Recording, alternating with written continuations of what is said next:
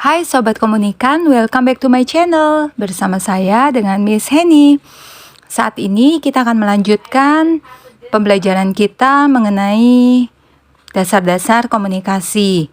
Sebelumnya kita sudah mempelajari mengenai elemen apa saja yang ada di dalam proses komunikasi. Kita sudah mempelajari mengenai komunikator, mengenai pesan atau message, mengenai channel, dan saat ini kita akan lanjutkan. Silakan teman-teman menyimak.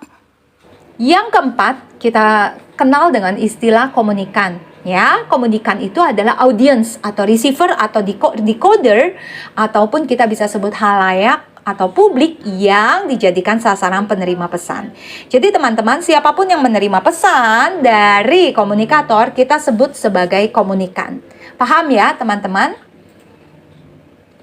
Dalam proses komunikasi terdapat feedback atau umpan balik, di mana feedback merupakan reaksi atau respon yang diberikan komunikan dalam menanggapi pesan yang diterimanya.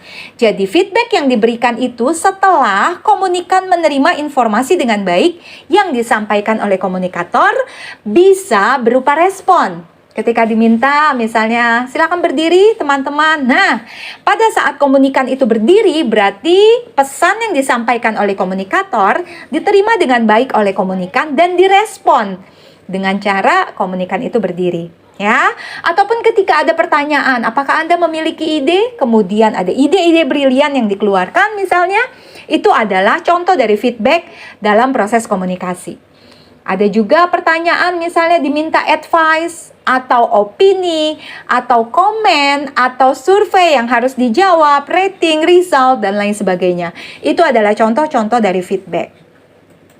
Ternyata Bapak Ibu, teman-teman semuanya, ketika kita sudah mempelajari proses komunikasi, dalam proses komunikasi terdapat noise. Noise itu kita kenal sebagai hambatan atau gangguan, di mana merupakan faktor-faktor yang menyebabkan terhambatnya proses komunikasi. Noise atau hambatan ini dapat terjadi dalam proses komunikasi dari komunikator. Misalnya, saya berikan contoh. Ketika terjadi misalnya pada saat komunikator kehilangan suara atau serak atau dalam kondisi tidak baik.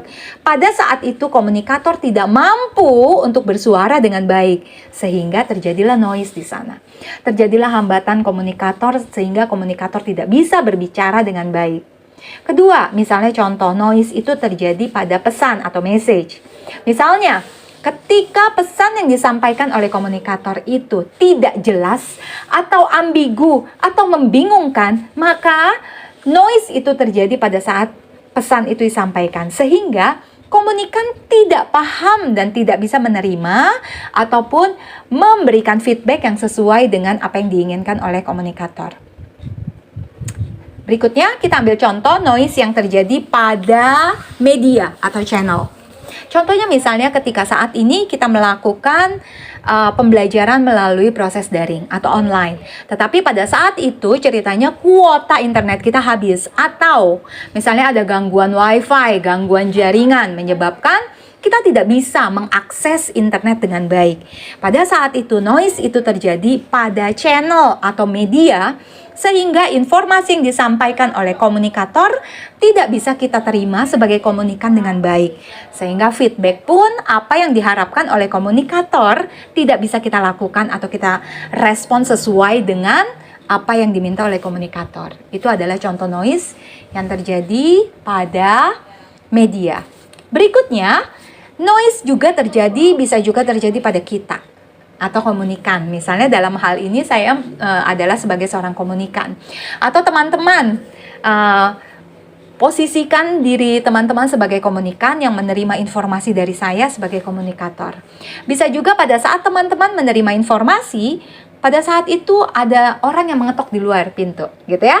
Sehingga pada saat saya menyampaikan informasi dan penjelasan mengenai proses komunikasi, teman-teman tidak bisa menerima dengan baik. Kenapa? Karena pada saat itu ada gangguan yang teman-teman alami sehingga teman-teman skip dan tidak bisa menerima informasi message yang saya sampaikan.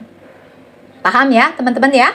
Jadi pada saat itu noise itu bisa terjadi di komunikator, bisa juga terjadi pada saat pesannya juga disampaikan, ataupun terjadi pada media channel yang kita gunakan, bisa juga terjadi pada komunikan yang menerima informasi, sehingga pada saat itu terjadilah feedback yang tidak sesuai dengan apa yang seharusnya diharapkan oleh komunikator.